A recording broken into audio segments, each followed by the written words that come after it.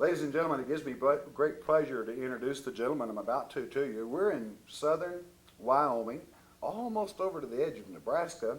We're in Pine Bluff, Wyoming. And it gives me great pleasure to introduce you to Dr. Charles Rare. Charles, it's a pleasure being with you today, and share a little about your project, what your crew's doing here, and let us know what's going on, and feel free anytime through to invite the people by to see what you're doing. We'll tell them more about that just in the close. So just share with us. Thank you for having us. Okay, well, thank you. I guess I'm slated here to tell you a little bit about the High Plains Archaeology Project. As you just heard, we're centered in Pine Bluff, Wyoming, although we do work in a lot of surrounding areas. Basically, this started out as a typical university research project. In fact, we're here from the University of Wyoming up in Laramie. It went on there to become a sort of a partnership with the city of Pine Bluffs, who helps us by providing facilities and so forth, and we're able to open the project up to the public. The High Plains Archaeology Project then, as you would see if you came down and looked at our little homemade museum here, actually researches sites for 50 or 75 miles in all directions. These little dots on this map, I don't know if you can see those, but each of those several dozen little dots is in fact an archaeological site that we're actively researching.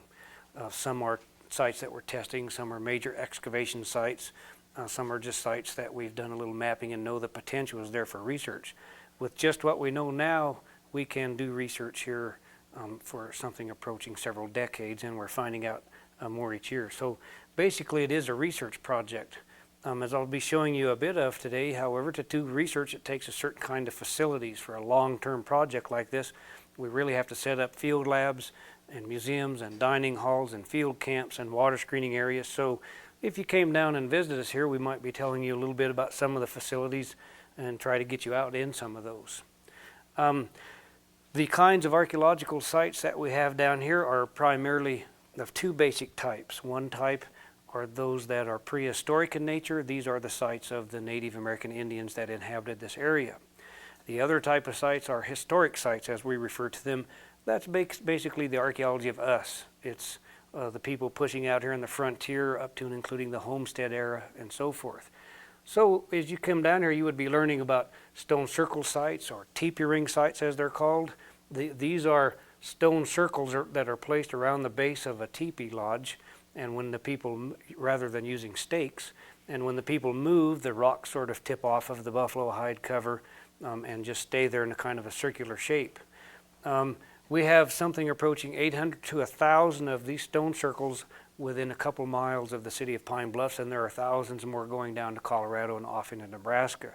So that's one type of site that we can really learn a lot from, as I'll show you over here at another display. We have rock shelters where people would live underneath of a rock, kind of an overhang. We have prehistoric defensive fortresses. We have stage stations, cavalry training bases, buffalo kills, prehistoric trails, a whole complex of sites then, with Pine Bluff kind of being our base of operations so we can work out into those. The main aspect of this research, however, is the Pine Bluff site. The Pine Bluff Archaeological site is right on the edge of town, right out here on the west side of town, and it also is open to the public. What we have there is a series of stratified levels that go down about 10,000 years, as near as we can determine. By stratified, we mean just layered.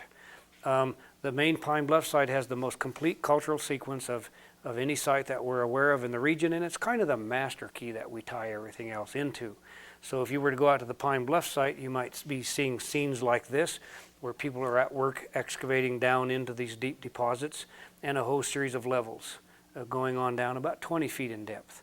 The top levels at the Pine Bluff site are in fact the old city trash mittens, the old city dump as it were, but it's 1880s material, 1890s, and it's among the earliest kinds of historical resources in this area. The European or American presence in this area didn't really begin until the 1840s, got kind of rolling with the railroad in the 1860s, and it was really well into the 1880s before ranching and homesteading was well established here. So you would be seeing levels like that out at the site, artifacts being recovered, and so forth. That's the Pine Bluff site. Over here we begin to orient people to the fact that along with research comes education.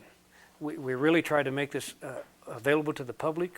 We really try to tell them the story of the cultures in this area. We kind of celebrate the Native American cultures.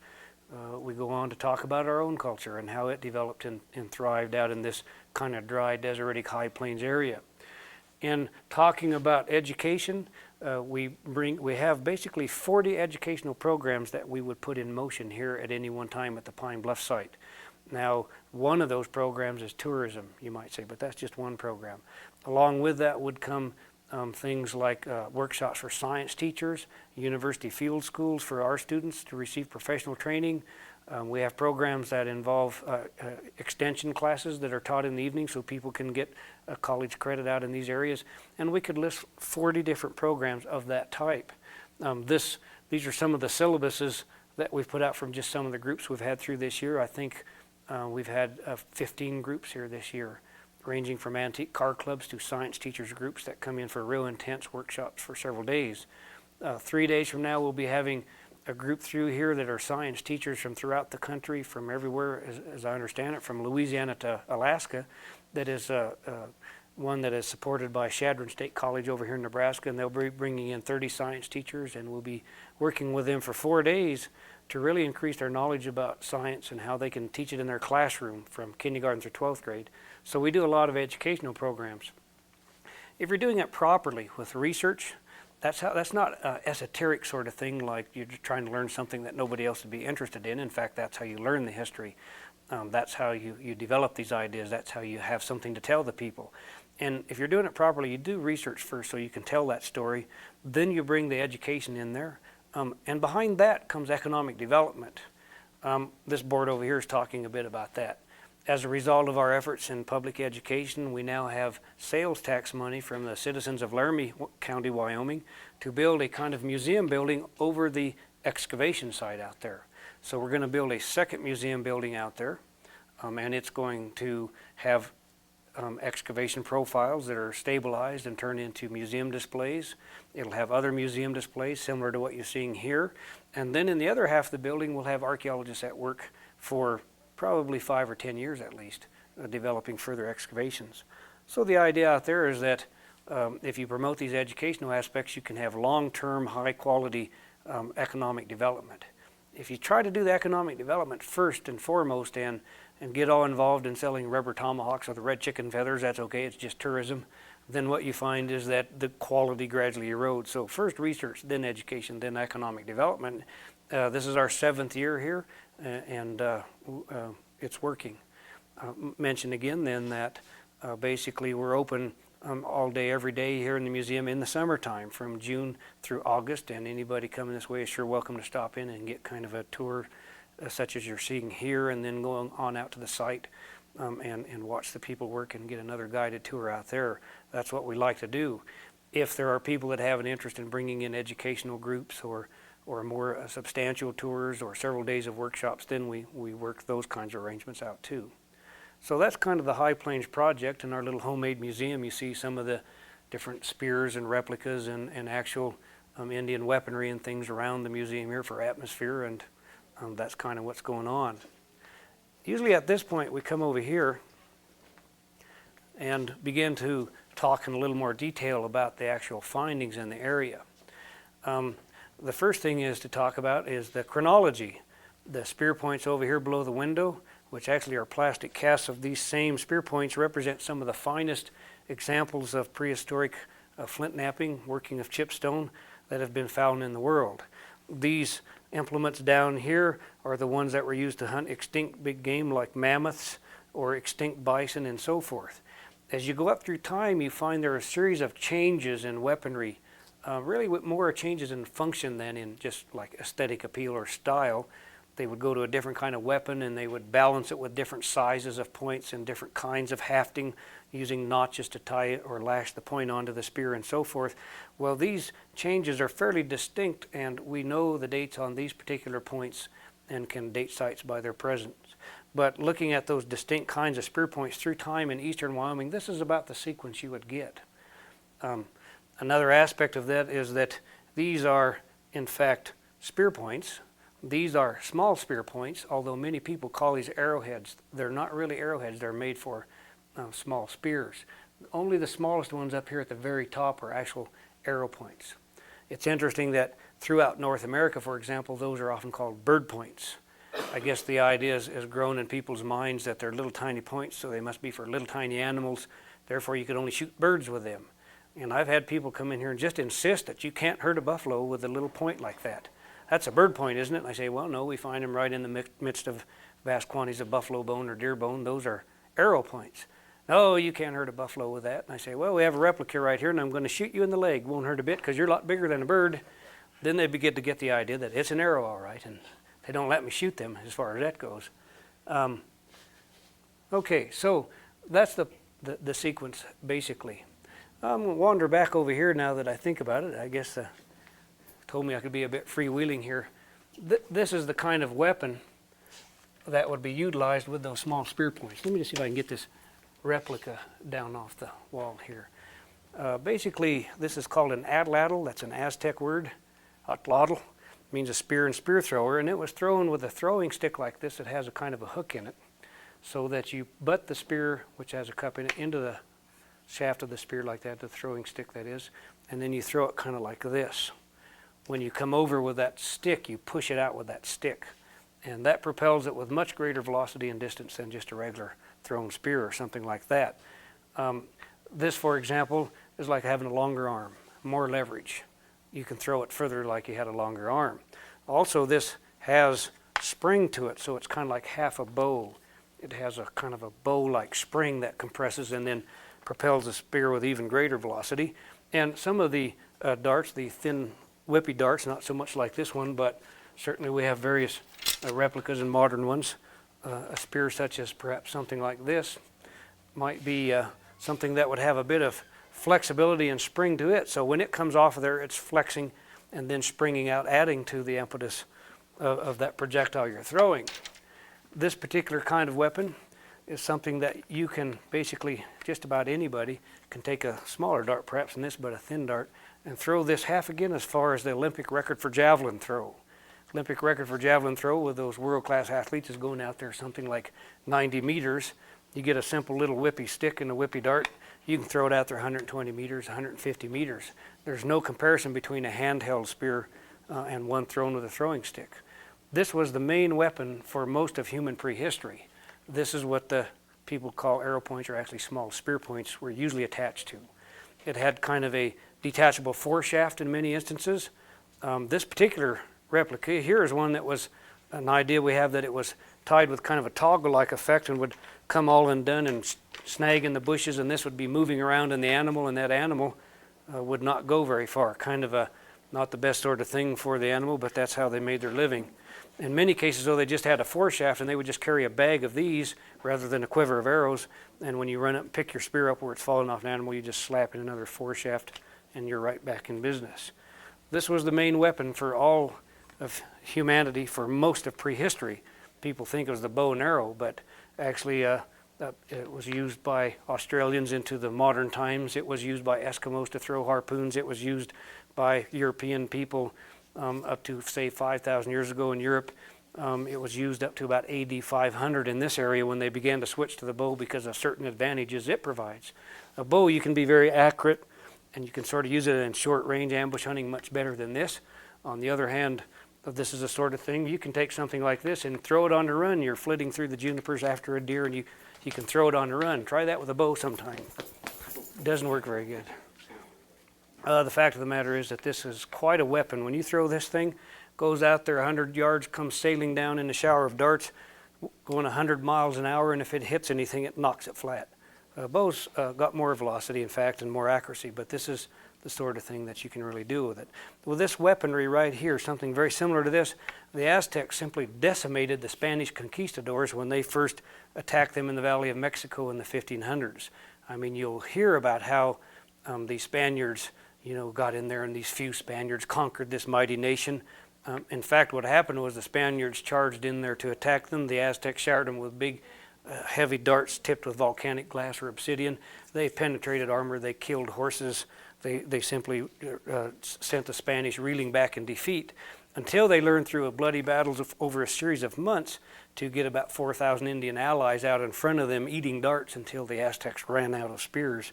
That's the only way that they had any success in conquering them.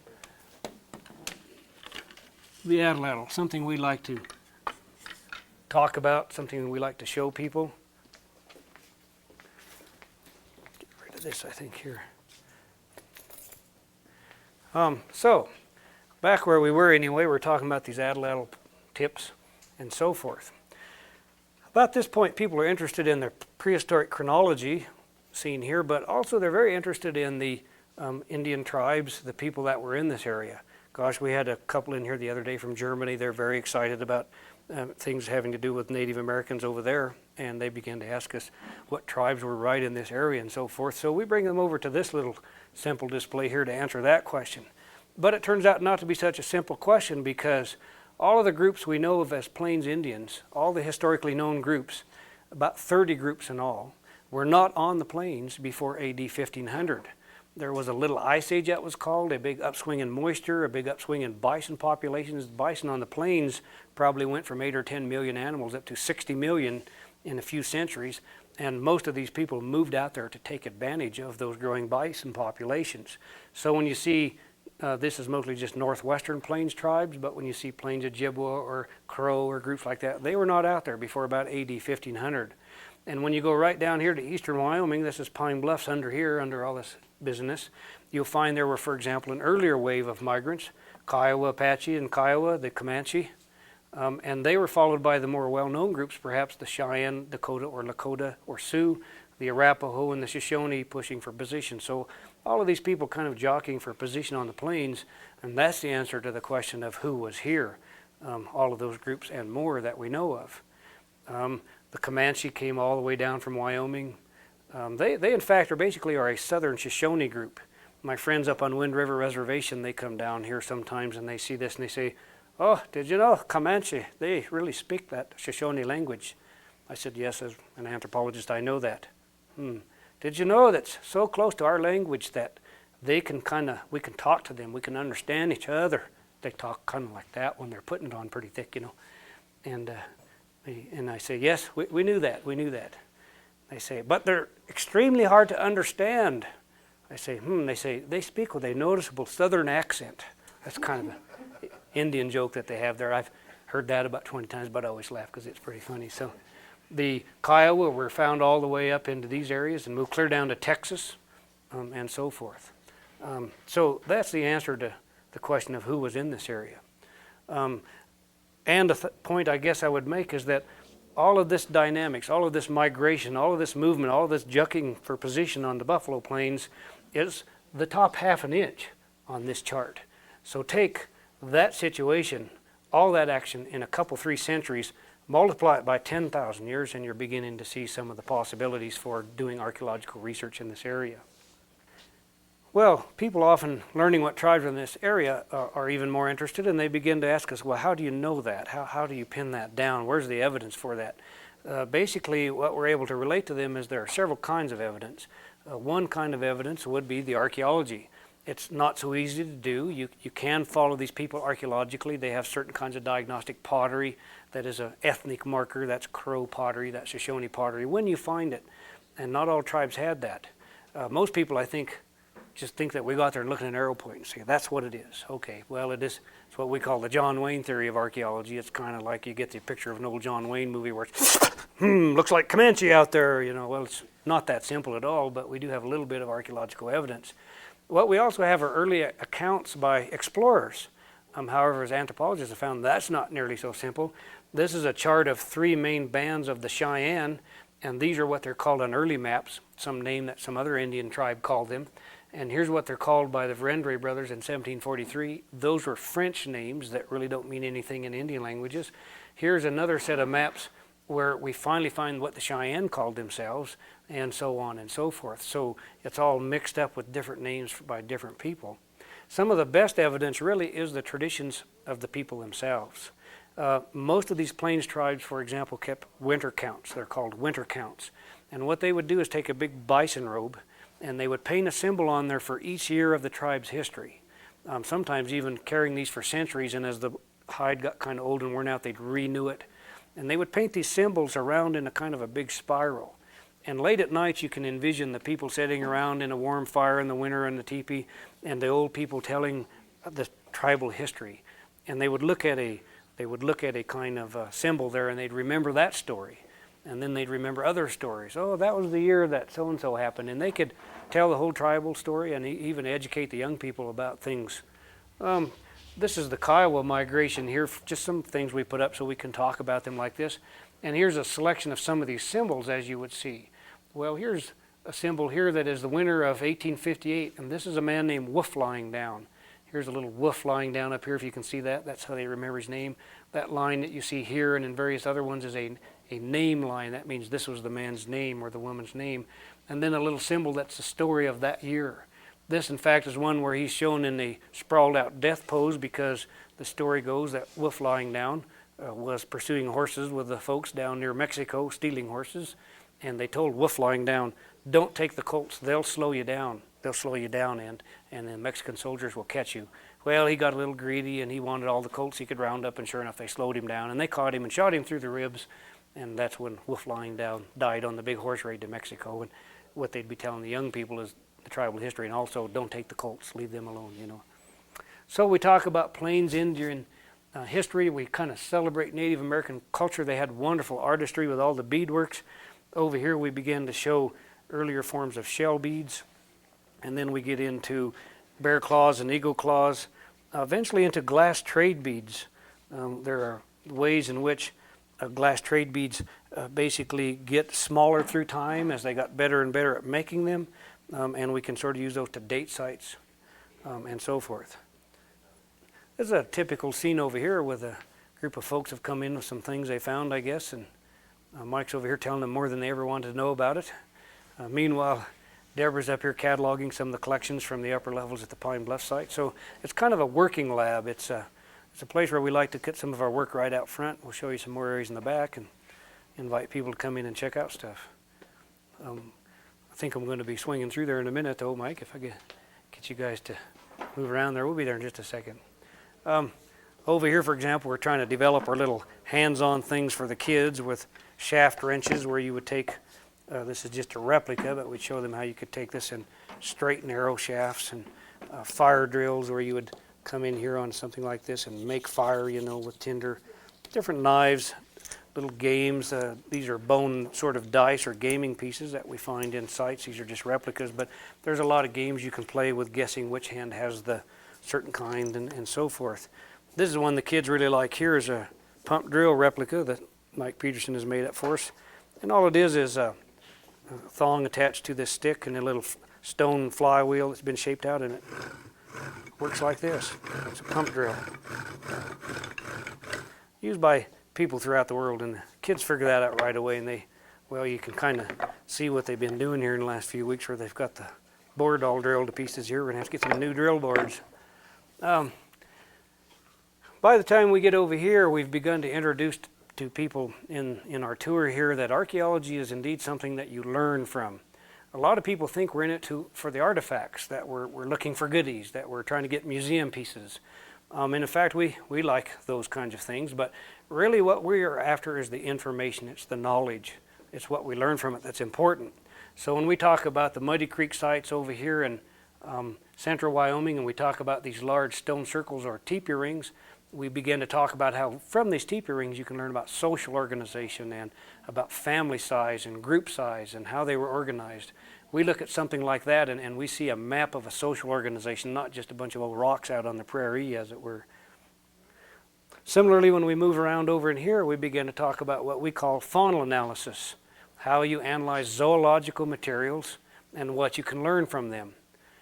We put up displays where we can tell people more about how you look at juvenile mandibles and tooth eruption and wear, and therefore you can age the animal within about a month.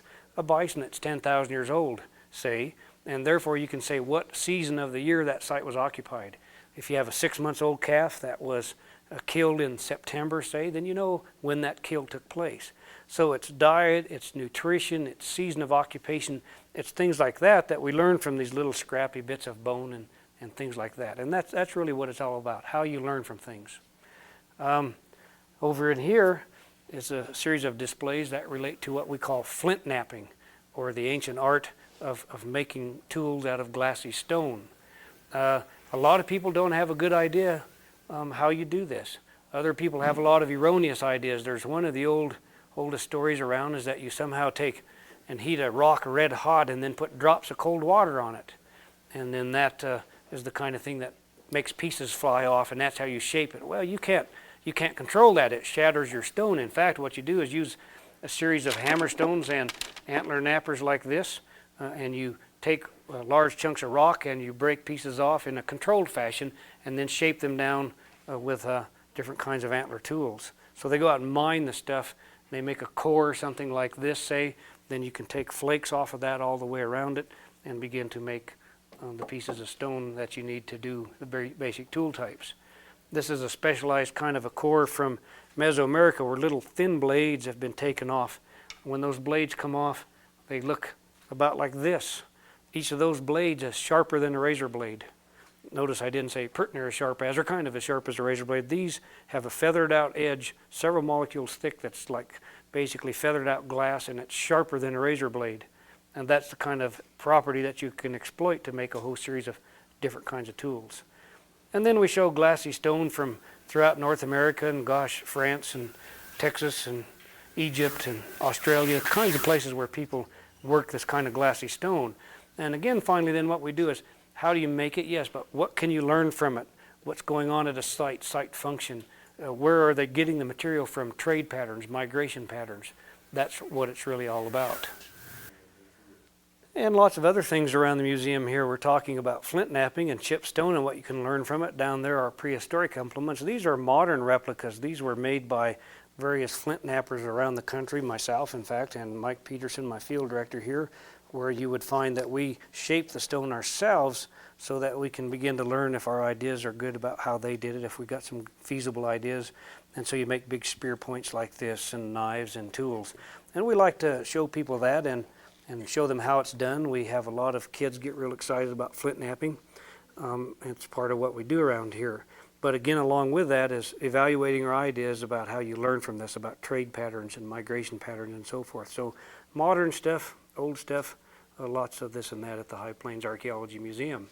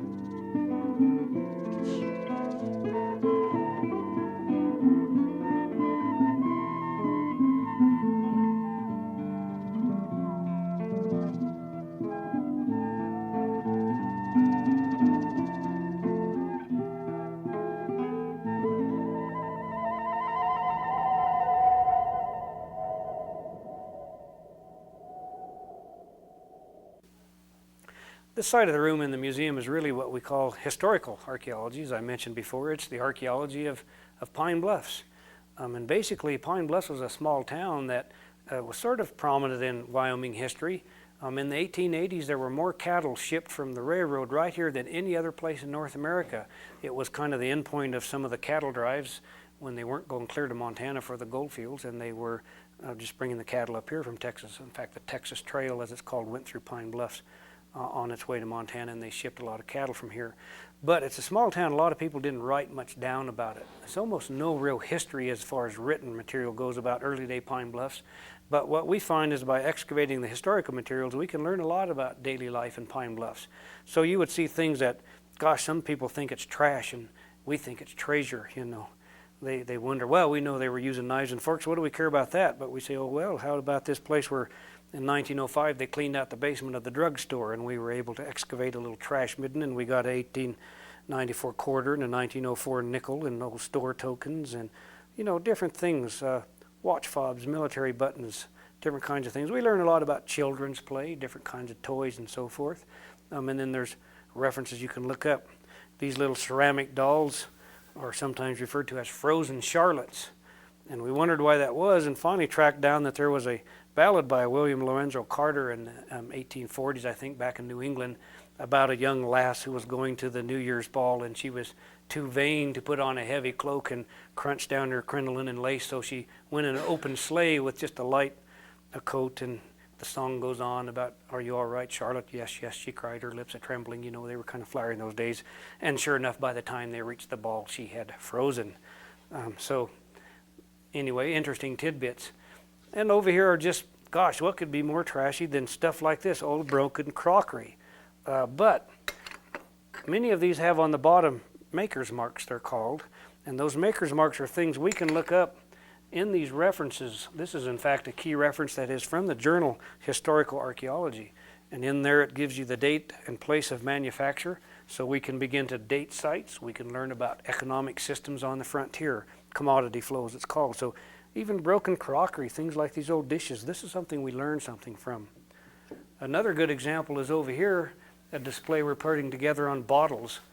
Broken or even broken, not even just complete bottles, are something we can learn to read like a book. We look at the mold seams, and we talk about dating, and we talk about nutrition and diet and what people were doing for patent medicine. So this whole display over here is just how you learn from bottles, what you can do with dating and different kinds of things like that.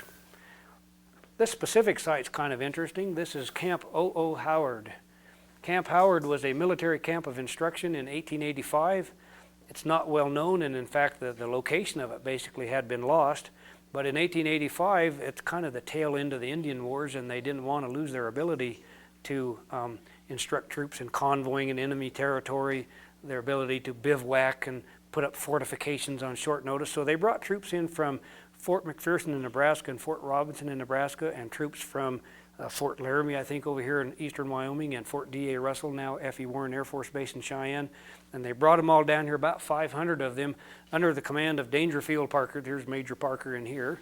And in any case, they had them for several weeks go through a whole series of exercises. It was known that this was down here just outside of Pine Bluffs, but that's all that there was to it. We began to look around and believe that we have discovered some of the fortifications and some of the camping areas from Camp Howard. We're not sure of that. We have military pattern shovels, and we have a cartridge, and we have some other implements that we think are tying us into Camp Howard. We don't know that, so at this point it's still officially designated as the Hopefully Howard site. Digging out here at Hopefully Howard, we're finding a lot of stuff that's on display here and in the back. This 4570 is what the troops would have been carrying. This is an old gun, but not certainly one that we found, but just for museum purposes. And this saber is what the officers would have been carrying. So these guys in these pictures are carrying a gun just like this. This is exactly the type they would have had. And the officers in this picture have these sabers draped all over it. It would have looked like that. One of the folks that's not with us this year, but is a military expert, historian, James Harrell from Cheyenne, by researching the archives at D.A. Russell, stumbled on to Dangerfield Parker's journal, and he got Xeroxes of that and then transcribed them with a typewriting. And then he discovered this one here that said, this afternoon the battalion will be formed for the purpose of having a photograph taken, first call at 3:50, etc. And he said, if the Army took a photograph, then it's going to be somewhere. And then he finally found the photographs at the Fort Laramie archives. And so now here's the groups that gathered at 3:50 on September September 16th, 1885 for the picture, and when they went on parades or put up tents and fortifications. We have the pictures of all that. So that's kind of interesting, a bit of local history. This is one display that we like to emphasize a bit here because, number one, this is one of the most spectacular archaeological sites in the world. This is the Vor Buffalo Jump. And number two, This is sort of my other project. We're attempting to develop another research center and educational center up in northeastern Wyoming based on this site, where some of the things we're doing here at Pine Bluff are kind of serving as the model. The Vor Buffalo Jump was a classic Plains Indian buffalo jump. Many people, I think, have heard how they would gather bison carefully together and stampede them over a cliff. And indeed they did. Of course, the artist's rendition, usually like this fine Dave Pauly painting here, usually has the Indians gazing majestically over the horizon while the buffalo gaily leap to their death. It wasn't quite like that. It was a dangerous, hot, nasty, dirty business in which you had these huge numbers of large, dangerous animals, and you had to induce them to go into a stampede where the ones in back of several hundred animals would force the front ones over the cliff. These front ones would basically put the brakes on. They would try to stop. They're very agile sort of animals, indeed. But the back ones would crowd them over the cliff, sometimes then following in the confusion and dust themselves. As a result of this, at the Vor Buffalo Jump, they were using a large round sinkhole with kind of cliff-like edges to stampede buffalo down into this, where they would be crippled, killed, and so forth. The survivors would be filled with arrows, and then the Indian folks were able to put up ton after ton of prepared meat, dried meat, pemmican, and so forth. A buffalo jump like this, with several hundred animals being killed and processed, meant an easy winter where you went hunting when you wanted to and sat around playing with your children and telling stories. A failure of a jump like this could be a hard winter hunting all winter to keep your family alive, and we have accounts of Cheyenne men who would return with frozen hands and feet from being caught in blizzards. So this was really a classic Plains Indian site, and at the Vor site, between about AD 1500 and AD 1800, only 300 years, the ancestors of at least 5 Plains Indian tribes ran as many as 20,000 animals over the edge of this cliff and butchered them down, rendering them completely down, and in many cases taken 3/4 of the bones away to be processed further for bone grease, marrow, and so forth. So what you have here are a series of levels going down into the site, going down to about 20 feet below ground. You're seeing some of the thicker levels here, but in fact there are thin levels above, and as I say, about 20 levels. Each one of those levels is 100 feet across and is just a complete midden of butchered bison bones. Sprinkled liberally, I guess, with arrow points of these types. It's the history of the Plains Indian groups, some of which moved on through Pine Bluff later, and it's a very spectacular, exciting site. Coincidentally, the Vor site itself is located right next to Interstate 90. Like the Pine Bluff site is next to Interstate 80, this one is between the interstate and the old highway on the other side. It's right between 2 highways with wonderful access to it, an exit ramp a couple of miles in either directions. And so I've started a campaign there with a nonprofit foundation, the Vor Buffalo Jump Foundation, located up in Sundance, Wyoming, to develop a major research center there. The Vor site's getting a lot of publicity. It's been on posters and in Time Life books and on the television because it's such a site that captures the imagination.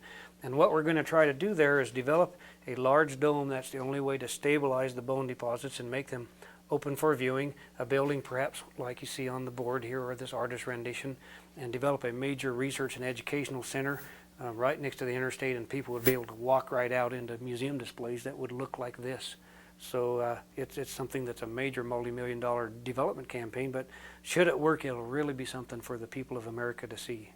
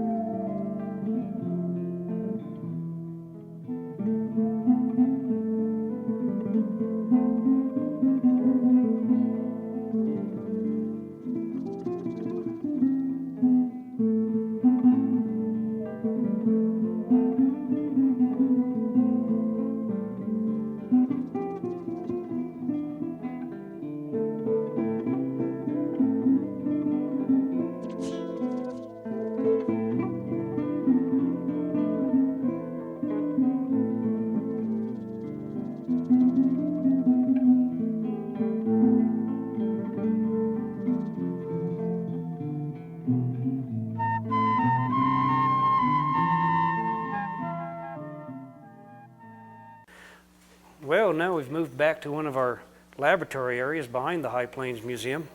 And basically what you're seeing here is a crew of students who actually have worked their way into becoming professional archaeologists. This is how many of our students put themselves through school, is by excavating and working in our labs in the summertime. What you're seeing here is what we call matrix processing, which is a fancy word for picking through the deposits from water screening, to look for little tiny bits of flakes and bones and gastropods or snails that can tell you about past climates. And what this means is that you can recover a lot of bits and pieces that are very informative. We get thousands of these things and accordingly can learn in some cases more than you can from just a few nice artifacts. So what you're seeing here is where Amber and the folks are picking through these sediments that have been washed through screening devices, and they're picking out little bits of chip stone and so forth as I'm describing. So we have students who spend a lot of time going through bags, picking out bones, little sharpening flakes. We can tell what kind of tool those came from, and they're actually more informative than the tool itself because we have a lot of these, as I say. And as you can see, it's a fairly tedious sort of process. And that's what these guys are doing, analysis of archaeological materials. Oh, in the background is our ethnobotany display. We like to talk about how you live off the land, I guess, and in some instances kind of trying to promote an Indian viewpoint, a conservation kind of viewpoint, because they were able to live off the land without destroying it, you might say, and certainly whereas we support larger populations now, the idea that there is more to the environment than you might realize is a good thing to come up with. So we have displays on edible plants, and I might add, eat them. We have workshops here where we go out and gather edible wild plants and then have kids and so forth try them out. There's a lot of fun, wild plums. We get people into weaving mats and doing cordage and so forth. So edible plants, little bits of stone, bones, that's all part of what we do. Just some back storage areas, but again, the idea is we like to bring people back here and show them this, have them sit down and try it, have them look what's going on, have them ask questions. With the backdrop of an old melodrama curtain, here are butchered bison bone, bag after bag of butchered bone from the Donovan site down near Sterling, Colorado, flakes, different kinds of artifacts, dirt, fire pit samples, geological samples. You have to have facilities like this, processing and so forth. And over here, Mike's demonstrating flint knapping to a family group. It's kind of interesting. It's some of the things we do. Okay, I've had my say. I feel better now. Mike, you want to tell us what you're doing? I'm shipping a little late prehistoric arrowhead out of some obsidian, some natural volcanic glass, using a white-tailed deer antler here, and about ready to notch it. Need to do a little grinding on the edge to shape a little more.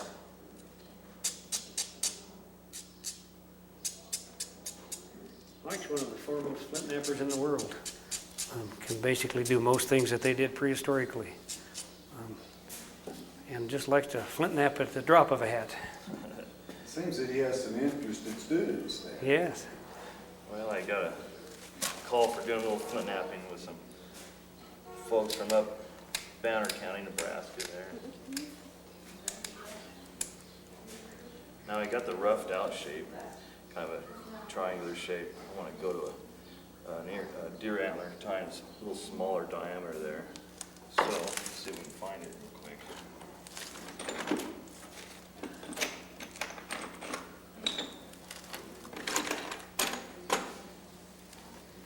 Need to sharpen it down. Yeah, I guess this flint knapping, this replication is something where, as I said before, we really evaluate our ideas about what works, what doesn't work, get a real good feel. Plus, as you see, it's educational. People like to watch it, and we learn about prehistoric technology. And I guess I'd have to say it's kind of therapeutic. You take these big rocks and break them up into small rocks, and then you feel better about it. But I guess having that demonstration well underway, we're going to move on out to the Pine Bluff Archaeological site, and we're not up and running with a full crew there today, but we can show you a little bit of what's going on out there.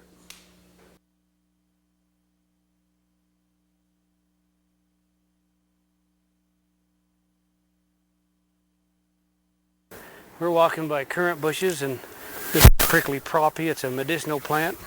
That's sunflowers, that's wheatgrass. different kind of grass, pea vetch that you can do, that skunk brush sumac. This holds up, that's good stuff. Well, okay, I'll show you a better edible plant wrap over here by the site then if you think it of other kinds of berries in here, but They make good, Yeah, that's they- what I think it is. It sure makes good yeah, pies. you bet, jam and stuff. It'll turn kind of purplish or blackish, it's a black currant. No, that's not what we call them. What is it we call But I guess we'll wander up to the site here and see what we can figure out, 'cause we sure got pounded last night.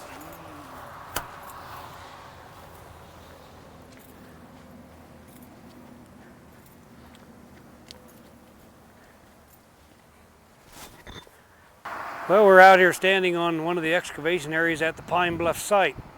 What you're looking at are some wide trenches that we're digging through the old historic trash deposits. Basically, we're dealing with the history of frontier Pine Bluffs, in this case the homestead frontier, about 1900 and going on back to 1880. We're salvaging these trenches so that we can put in the foundations, the footings, for this museum building that's, you saw back of the museum, that's going to go over this excavation area, and then we'll be able to make museum displays out of the profiles and have archaeologists at work kind of as an educational workshop. We're going to have a situation here where you're going to be able to come in here and look right over the shoulder of archaeologists at work and ask them questions and so forth. This excavation area is just part of a site complex that covers 250,000 square meters. In other words, we're in one of the areas where it's a little more deposit, it's a little deeper stratified set of levels. But actually, the Pine Bluff site goes out all around you here. It's up on top where you have stone circle sites and stratified camp areas. There are burial grounds, prehistoric Native American burial grounds that we're protecting, not something we actively research. But basically, the days are gone when our graves are somehow sacred, and yet Indian graves are fair game for anybody that wants to dig them or loot them or do science. We don't do that anymore, but we certainly have stumbled onto a few and we're protecting them. Military overlooks when they were protecting the railroad. There's 250,000 square meters of site here, and we're just in one little area of it. So thought we'd show you a bit. That's kind of the view that you'll have out of the big windows in our museum building when it goes up. Needless to say, right behind us is Interstate 80. There's about, something I guess on the order of 7 million people a year that go right by this particular site. So at any given time, it's nothing unusual to hear all the trucks and things rumbling by here on Interstate 80. That little interchange area right out in there is what we call the Frontier Crossroads. Standing right here, you're looking at a place where prehistoric Indian trails went across up and down these bluffs and out into Lodgepole Creek Valley. Those prehistoric trails were quickly followed by historic Indian trails. The Cheyenne moved right through there and record that in their traditions. And then we had early military explorations, the Lieutenant Bryan expedition and so forth, camped right out in there. Then the Overland Trail, stage line that went through there, the Lodgepole Immigrant Trail, the first transcontinental railroad. That's the first transcontinental highway, US 30. That's the first transcontinental interstate, I-80. Heck, last year we got the first transcontinental telephone fiber optic cable. It all goes right through there. It's been a busy crossroads for about 10,000 years, and that's why we refer to it as the Frontier Crossroads. Yeah, kind of an interesting tidbit of history, I guess. Kind of a high-tech version of an atlatl, or thin, small spear, and basically the wind's against us here, so I won't be able to throw them too far, and let's see, the sun's in my eyes, what else can I use for an excuse? But just to give you an idea that they do work, I'll just flip them across the draw down in there and not try to throw them real far. We'll throw a couple, 3 of them out there and just show you what happens if you just give them a little flip like this. And over in that grassy flat. Okay, let's try another one. Let's throw this one a little further here. Just give her a little throwing motion.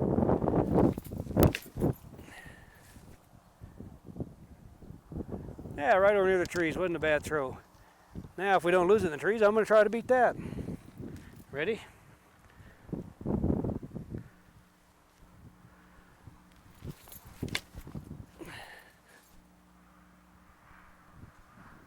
Last couple throws were right out there, probably just over the Olympic record for javelin throw, if we were to pace it off. So that's the idea on these things. Okay, go out this way.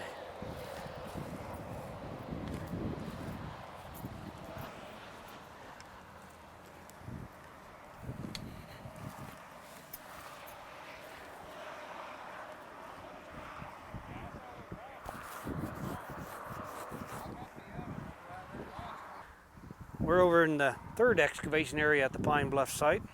What we've got here is a little concentration of activity due to this feature right here. Now, when the ground surface was about 3 or 4 foot lower down in here, you could see how you had a little overhang. You could walk right back in here and it provided shelter for the rain or wind or snow, and consequently there's a whole set of fire pits and activity around those. Basically a big fan of the kind of debris, stone flakes, bones that you saw down in the lab there being picked through are very, very intense right in here, very thick. There are levels down in here where we map a 1 meter unit and dig 5 centimeters of matrix. We're mapping and pulling 1,000 items. It's items that only an archaeologist could love, I guess. But you get some arrow points here, bits of broken bone there, some ceramics or pottery sherds there, different stone tools. And that's kind of noisy here, isn't it? I told you about I-80 over there, I guess. But that means as you pull down through a 1 square meter unit here, you're mapping 1,000 things, 2,000 things, 3,000 things, 4,000 things, 5,000 things maybe, just to get down to the bottom of about that much sediment. So that's 5,000 artifacts, 10,000, 15,000, 20,000, 30,000, 35,000, 40,000, 50,000. You get the idea. This thing has a big fan with probably 250,000 little bits of butchered bone and sharpening flakes right out here in front of this rock shelter. The reason that there's so much activity here at the Pine Bluff site, in this place and in the other areas, is because what we have here is basically a little foothills outlier. All of these plants are what you normally would only find at the foothills of the Laramie Mountains, about 100 miles that way. But here we have all of these extra edible plants and deer and extra game and firewood and shelter right in here out in the old grasslands. Now when you put the riparian zones of Lodgepole Creek out there, kind of the zone that's along Indian River with other edible plants, and the foothill zone right in here, and the grasslands for bison hunting, you've got the best place to be if you're trying to earn a living off the land. There is in fact 50 edible plants within a few hundred yards of where we're sitting, 50 species of plants. If you go through here, you find over here we've got lemonberry or skunk breast sumac. Back in here are currants, yellow currants and black currants, good edible berries. And that's chokecherry back up there. Here's some of this lemonberry or skunk breast sumac. Back in here is Solomon seal. It gets a little berry on it. There are several edible species of grass. Prickly pear, which you can eat the flowers and eat the fruit underneath the flowers. Cook the spines off, burn the spines off and eat that. Yucca bulbs up there. Different kinds of edible plants everywhere you look. And then we could show you more. So we like to get people out here and show them these plants and have them eat them and so forth. That's really why all this activity is here. Down in here is one of our excavation areas where, in fact, you're not seeing the total depth of it. There are holes there covered up with shoring and plywood that go down to 20 feet below surface. And that's the thing we were talking about at the museum, that there are some 15 cultural levels stratified down in there, from things that were in the late Pleistocene or end of the Ice Age, right on up to the historic trash mitten.